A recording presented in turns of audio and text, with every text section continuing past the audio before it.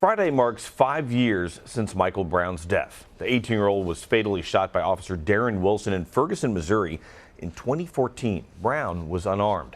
Now, Wilson said Brown attacked him. A grand jury decided not to indict the officer. Brown's death and the subsequent grand jury decision led to months of protests across the country. In the new multi-part CBS News investigation, Policing in America, 5 years after Ferguson, we look into how police departments have changed since 2014. CBS News Chief Justice and Homeland Security correspondent Jeff Pegues joins me now. Jeff, it's multi-part, so what went into this investigation? Well, Omar, we reached out to more than 150 departments in big cities across the country. At least 69% of them told us that they have added training that teaches officers how to manage unconscious biases that we all have, including race. More than half of those say that they have added bias training since Ferguson. But when we asked if it works, most say that they don't have a way to measure success. Some officers even told us that it has made their jobs tougher. Implicit bias training, has it worked? No. You don't think it worked? The training itself, the content, was the absolute worst training I've ever had. These are current Mesa, Arizona police officers. They are both white.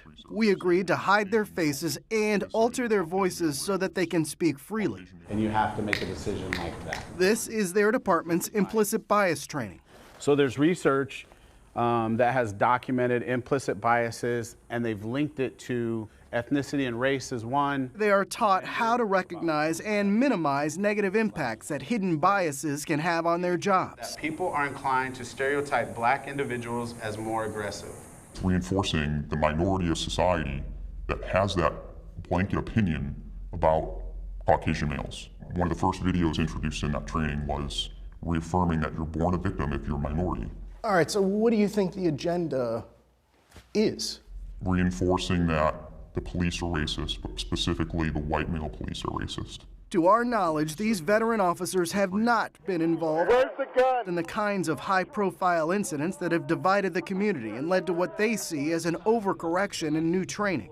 Trying to change what we have done that has worked overwhelmingly effectively. It becomes an officer safety issue, causing officers to second-guess themselves, which is a complete change to when we first started. Well, there have been some pretty high-profile incidents here. Just sit down, bro. Sit down. Robert Johnson getting knocked around. Gabriel Ramirez. You need to stop flexing up. Officers squeezed his neck after he was handcuffed. Daniel Shaver on his knees begging for his life in a Mesa hotel room. Caught on video. There's nothing that those officers did that was outside of the training that they had received.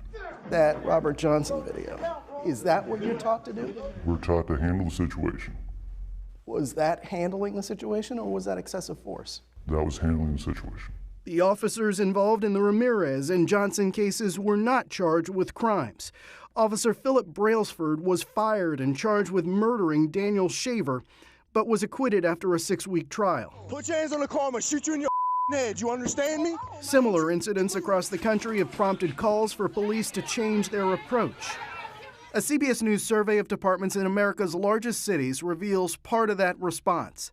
75% of departments who completed our survey told us that they changed their training after controversial use of force incidents. 90% of departments who say they have implicit bias training say it is required of all officers. But training methods vary.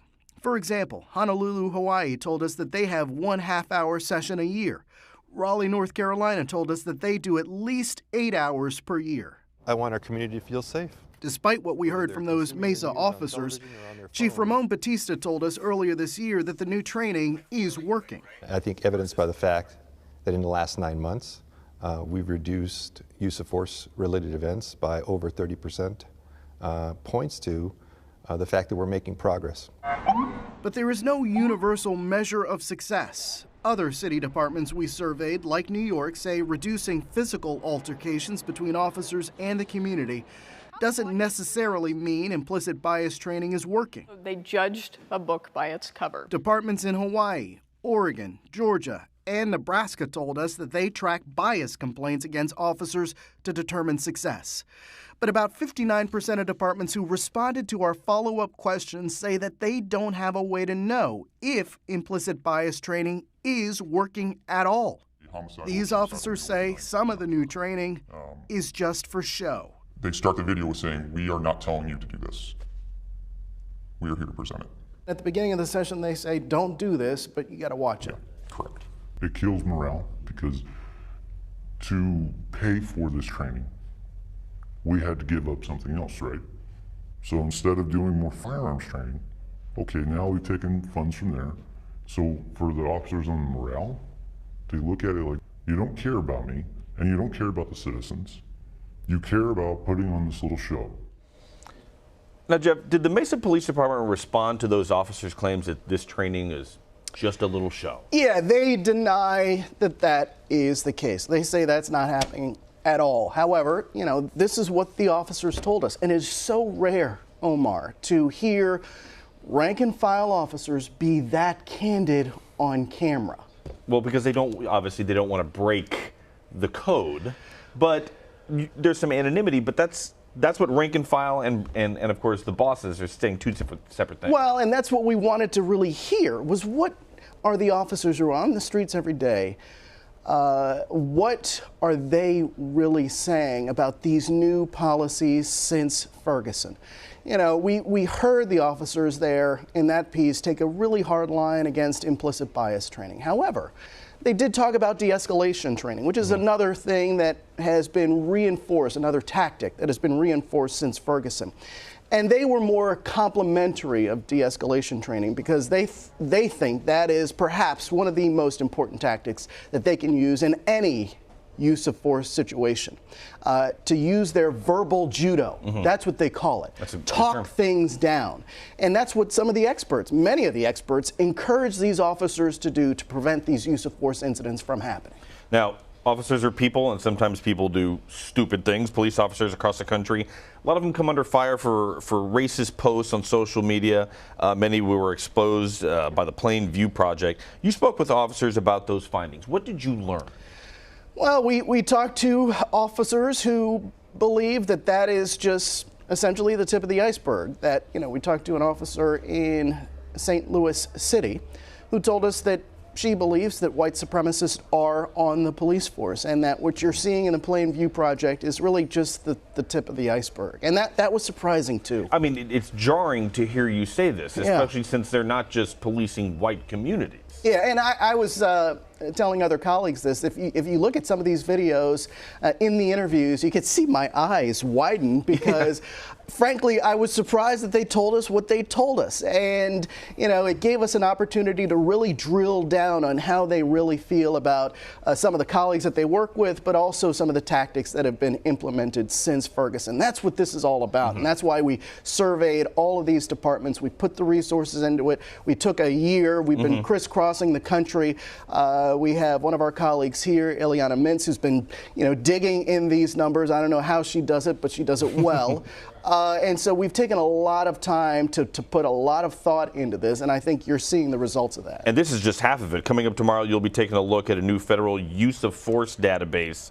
It's being created by the FBI. What can you tell us about that without giving it away? Well, that is something that, again, came out of Ferguson. At the time, James Comey, formerly FBI director, who's now, of course, become so controversial, but at the time, the FBI was looking for ways to determine, well, what are the trends in these use of force cases like Michael Brown or Freddie Gray, when you have situations like that? What are the trends in policing? And they were trying to find the data, and they couldn't find the data. And so James Comey brought up this idea, well, why don't we need to compile this database. There are data crunchers. And that's where it started. So we're going to dig into that. We're going to talk to the person who's leading that effort. And it's not an easy job. You have 18,000 police forces across this country. So compiling that data, it's not going to be easy. It hasn't been easy, and we're going to talk about that. It'll be on the broadcast, it'll be on CBSN, and it'll also be online. Jeff Pegues, thank you very much, and your team for all the hard work. My pleasure.